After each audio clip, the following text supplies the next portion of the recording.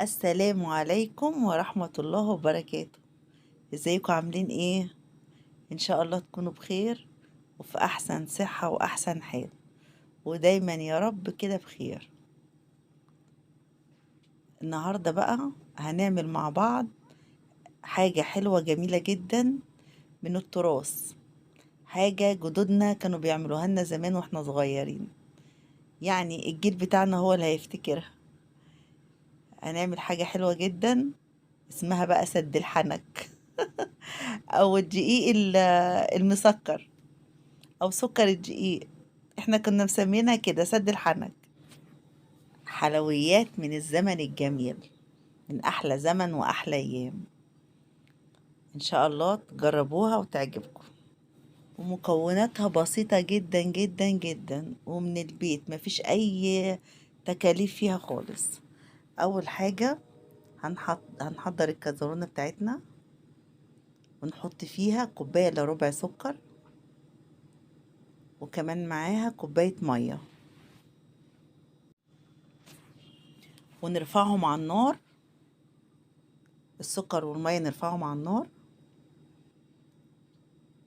وأول ما يغلوا كده نقلبهم على طول تقليبتين كده بس، ونسيبها على النار المية والسكر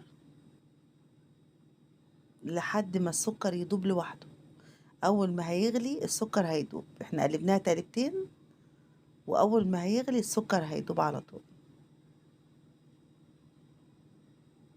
نسيبها بس دقيقتين بالظبط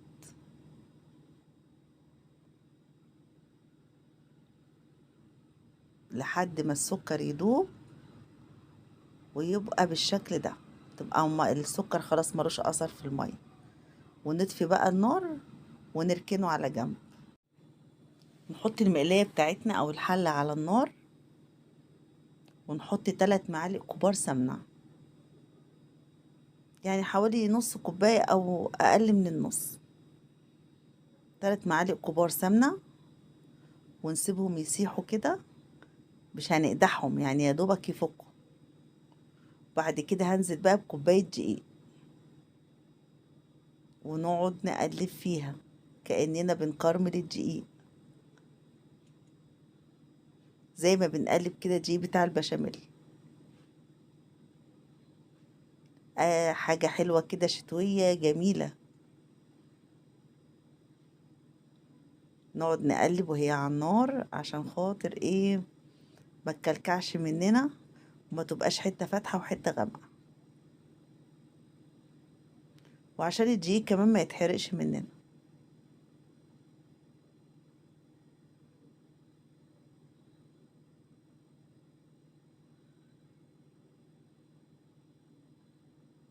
حاجة من التراث كده، أيام الزمن الجميل أحلى أيام. طول ما الدقيق على النار كده نفضل نقلب فيه، ايدينا دايما جوه الدقيق عشان ما يتحرقش مننا. بصي بقى، احنا عايزين نوصله اللون كده، هوريهولك عامل ازاي. نفضل نقلب لغاية ما يجي اللون اللي احنا عايزينه، ما يبقى لونه كده زي الكراميل كده.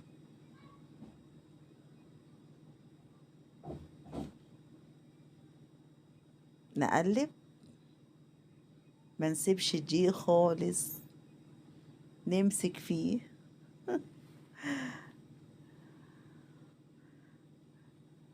نقلب كده.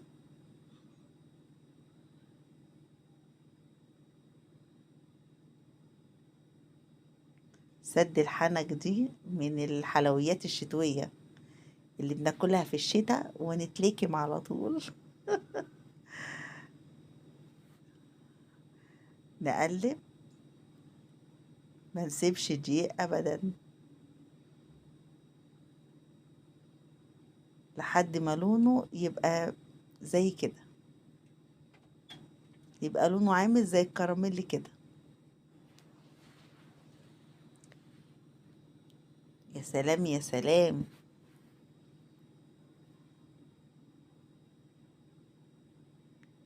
كده بقى اللون ده كده جميل جدا. لما نوصل للمرحلة دي، للون البني الجميل ده اللي عامل زي الكراميل، ننزل بقى بالمية ام سكر اللي احنا كنا غاليينها اهي. احنا كنا غليناها وسيبنا السكر يدوب وركناه على جنب.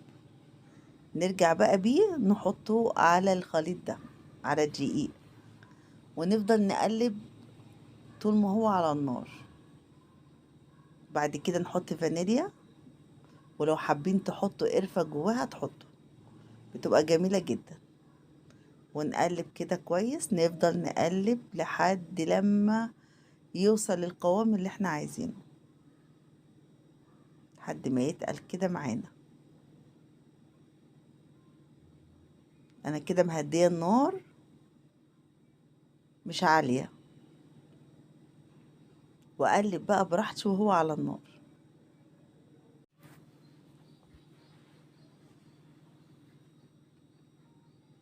مفيش اسهل من كده.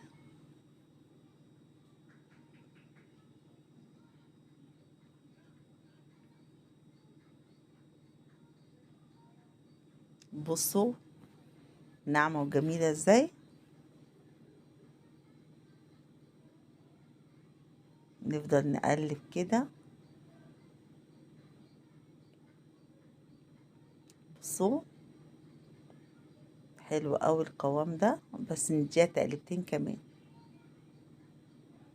بس كده تمام تمام تمام كده، حلوة قوي قوي. نطفي بقى النار ونسيبها تهدى ثانية. بعد كده بقى نرص طبقنا، نشكلها اي شكل يعجبنا، دوريات صغننة، سمبوكسات، اي شكل يعجبنا نشكلها بيه.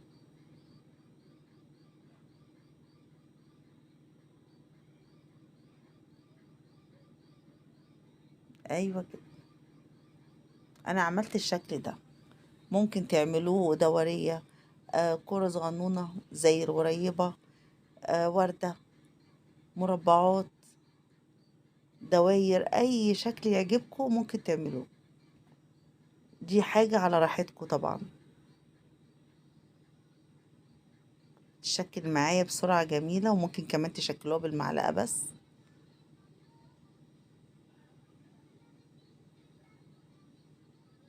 طعمها بجد تحفة تحفة تحفة. فكرتني بأيام زمان. كده سهلة جدا جدا، وتشكيلها سهل جدا جدا جدا.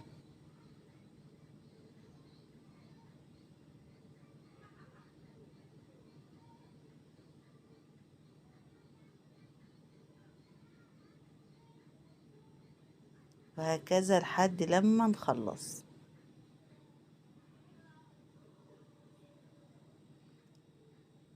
زوقها بقى انا هحط فيها سوداني. انتوا لو حابين تحطوا مكسرات اللي موجود تحطوه، انا حطيت سوداني. حاجة تحفة. وهرش من فوق رشة قرفة كده بسيطة. القرفة بتديها طعم جميل جدا. ايه رأيكم؟ ده شكلها في الاخر. ادي النتيجة. اتمنى تجربوها وتعجبكم ان شاء الله. اكيد كلكم عارفينها. ولو عجبكم الفيديو وعجبتكم طريقتي، ما تنسوش بقى تعملوا لي لايك وشير وسبسكرايب واشتراك في القناة علشان يوصلكوا كل جديد. والسلام عليكم ورحمة الله وبركاته.